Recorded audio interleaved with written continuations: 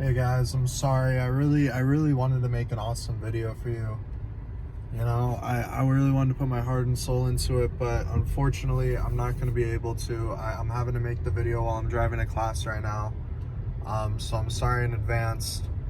But, anyways, here's the video.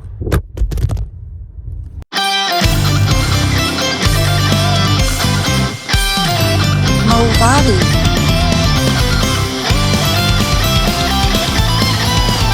Mo Bobby.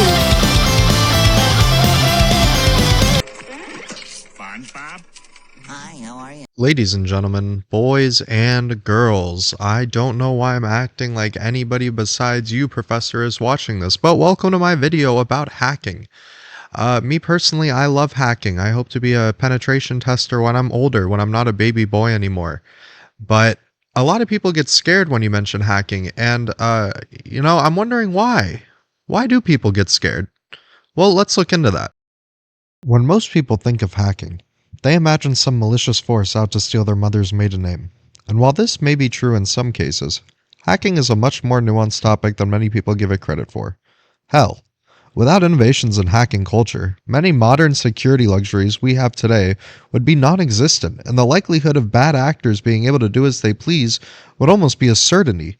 Now, I hear you asking, but hotness, how do these good actors use this modern day security to protect us from these bad actors?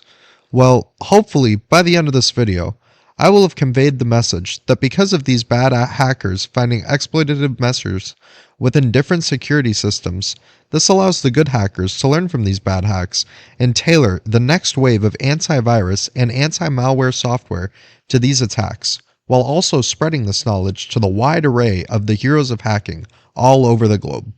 Quite honestly, I can't think of any better example of a bad apple turned good in the world of hacking than one of my personal heroes, Kevin Mitnick. Born in 1963 in Los Angeles, California, Kevin Mitnick grew up in a world that was radically changing because of new cell phone and computing technology, and Mitnick wanted to know every last detail of both. He and other fellow so-called phone freaks would restore old phones and computers and would chat with each other all over the world. Now I know what you're probably thinking. What does this nerd have to do with hacking? What, does he become a paragon of hackers all over the globe? Well, yeah, as a matter of fact, he does. But at first, he was a fucking gangster. On the run throughout the 80s and the 90s, and on the FBI's most wanted list, Mitnick was eventually caught and sentenced to 5 years in prison. However, his exploits and adventures started spreading around those same hacking and phone freaking channels he used to be a part of, and this spurred on the Free Kevin movement.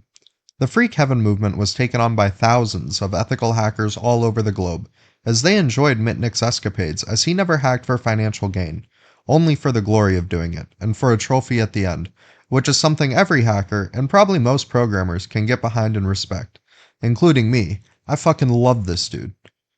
After 5 years of serving his sentence, Mitnick was finally a free man and used his newfound hacking stardom to start his own private software defense and penetration testing company, where he now works to defend individuals like us and businesses every day from people that are like how he used to be.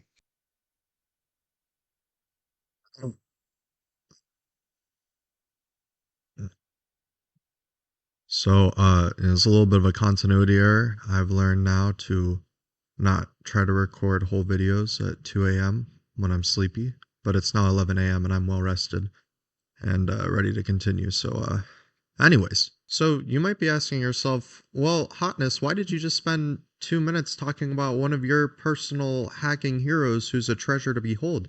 And, I would answer that with because there's a lot of hackers like Mitnick out there that just need an outlet for their hacking talents and want to be able to challenge themselves, and they just don't know that there's a better way to do it. However, many hackers have started to realize that hacking isn't just a niche subgroup anymore, and there's a lot of money to be made in hacking. So more and more bad hackers are turning to the side of good for not really any moral reasons, more for greedy ones. But, hey, if it benefits us, it benefits us. But I don't want to just talk about the bad hackers out there turn good. I also want to talk about the small people affected by bad hacking. You and me. Well, I mean, not really you as much, Professor, because, you're really rich, but, me and other small business owners out there. How can they deal with these bad hacks and learn from these experiences? One major hack in 2019 involved ransomware being deployed to over 400 small businesses. This attack shut down an agency in 4 of its locations, with servers and computers crashing. This is what happened to one small business interviewed after this attack. Of course, this affected all of these businesses drastically. But after these attacks, all of these businesses swore to better equip themselves against these threats. They learned from this attack that these things can happen and are very real, and that they need to better arm and equip themselves against these forms of aggression. To get to the brass tacks of this video, good hackers and bad hackers have a kind of strange yin-yang dynamic going on, where good hackers learn from the bad hackers and their attacks and better prepare the systems in order to face these same threats. And then bad hackers see these as challenges and try to find new ways to overcome it. Rinse and repeat, and you have quite a vicious cycle going on, honestly. So I guess this kind of brings us back around to the beginning part of the video, where why would we need hacking at all if it's just going to be in this vicious cycle?